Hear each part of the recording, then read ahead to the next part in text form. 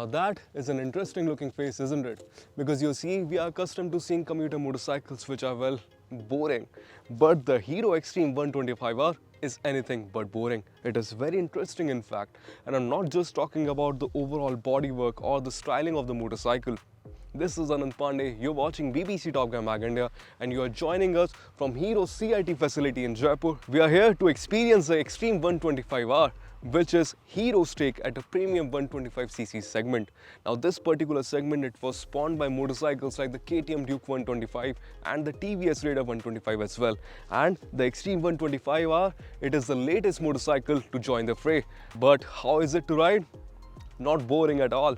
So let's just go around the bodywork first. Now this is an aggressive looking motorcycle. Be it whatever angle you look at it, it is very, very sporty. Now starting from the headlamp unit first, it will definitely remind you of the Xtreme 200S or the Kawasaki Z1000. You see the design inspiration somewhere splattered over there, but apart from the headlamp unit, I really like the DRL placing over here. And even when it comes to cycle parts, this is a premium 125cc. Now the reason why I'm saying that is because it gets 37mm telescopic forks up front and a 276mm front disc, which is the largest in its segment. Now since it is particularly targeted towards younger riders out there who are just taking up motorcycling, we get to see a fully digital instrument cluster with connected features as well and a gear position indicator too. Now coming back to the bodywork and the switchgear quality, the switchgear quality is pretty decent because again this is a premium 125cc offering which is supposed to be more premium as your everyday 110cc commuters out there, and the switchgear quality, it definitely adds up to it. Now coming back to the aggressive bodywork, I really like what Hero has done with the shape of the fuel tank. It is chiseled, it is muscular, and the same goes for these aggressive body panels as well.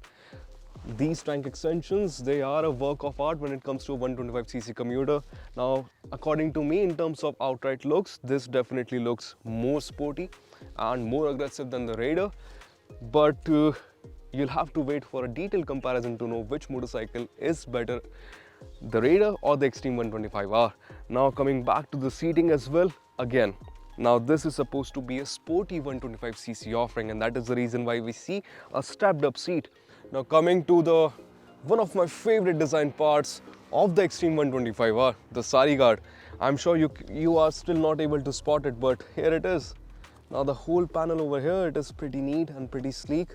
And apart from that, even the rear end, it is definitely a looker because these grab rails, these sort of represent fangs of an animal, and the lighting all across the motorcycle, it is full LED setup. So it gets LED projector headlamp up front and LED winkers too, LED tail lamp unit. Now in terms of other equipment, the Xtreme 125R has a lightweight diamond frame and telescopic forks up front and a 7-step adjustable monoshock at the back by Showa.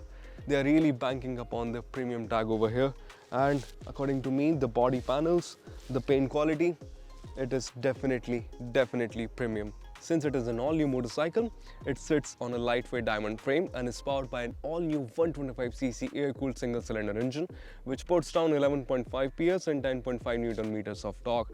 Now, we were just assigned 5 laps around CIT facility at Hero Jaipur, and I cannot wait to test it out in the real world to gauge its true performance, how it behaves as a commuter. But the first impressions are very good. Now, commuter has no business doing top-end runs.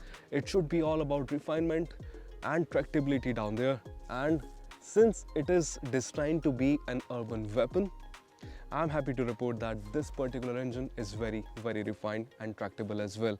Now as for the performance, what I managed to see on the speedometer was somewhere around 85 km per hour, but it definitely gets to 80 km per hour without any issue. And even the 5-speed gearbox that you see here, it is a slick unit. Now again, we had just 5 laps around the CIT facility, so I'm not going to say much about the engine. I'll just wait for Hero to send a road test unit back at our home base in Mumbai. But again, the first impressions are very nice when it comes to this engine, which has been rightly called the Sprint. Now the low and mid-range turn is pretty decent, and again the tractability, thumbs up from me. While you are giving it the beans, the power plant might remind you that this is a 125cc humble commuter. But when it comes to ride and handling, Now this thing actually surprised the whole bunch of us because the fat telescopic forks up front, 37mm fat according to the commuter standards. They are, well, provide good damping for the motorcycle and they provide good stability as well. Now about the damping part, I'm still not sure about how it will behave over bad roads because the surface over here, it is pretty decent, pretty smooth, and again I cannot wait to test it out in real world conditions to see how it performs over bad roads. But when it comes to taking corners, this thing is actually very confidence inspiring. Now I don't know if you can go corner scraping or corner carving over this, but it won't throw you off your seat while you're doing that. Now when it comes to braking, it gets the largest front disc in its class, and at the back it still gets a drum brake as the industry standard goes for the commuter motorcycles. Now the braking performance also was pretty decent. Now at first I took some time to get accustomed to the front brake lever because once you press it that much, it still doesn't have any bite or feedback. So it requires you to push it a little further to gauge its true prowess. And once you do that, it will definitely inspire a lot of confidence while you're taking corners and when you're aggressively riding it. But these things aren't supposed to be ridden aggressively. So if you're taking it into city streets, the front end is super agile, the braking inspires confidence, and I cannot see any negative about the handling or the riding dynamics part. And as for the seat height, I'm 5'8" and this is how I sit on the motorcycle, and this is how the rider's triangle looks like. It gets a wide handlebar and the foot pegs, they're just slightly rear set, not uncomfortable at all. Now I cannot comment on how comfortable will the pillion be. I hope that they had provided another variant with a single seat for the people who want the sportiness of the Xtreme 125R, but they don't want the stepped up seat to be a part of it. So the Xtreme 125R has been launched in India at a starting price of 95,000 rupees, which is for the integrated braking variant, while the single channel ABS variant will cost you around 99,000. Now when it comes to the positioning of the motorcycle and how this overall product is, it is really great to see Indian manufacturers putting their heart and soul into making motorcycling in India interesting, and the Xtreme 125R is another right step towards it. As far as first impressions go, I really like the styling of the motorcycle. I mean, it is sort of debatable according to you guys, but once you see it in person, you're definitely going to like it. I'm pretty sure that this thing will grow on you as far as aesthetic bits go. And when it comes to other mechanical bits, so be it the engine or be it the ride and handling department, this thing is a promising affair.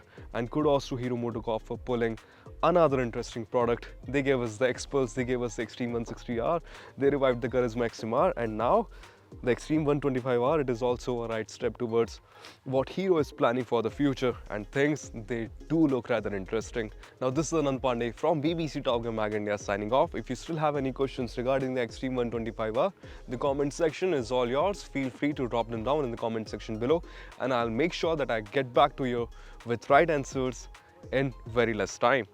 I'll see you around.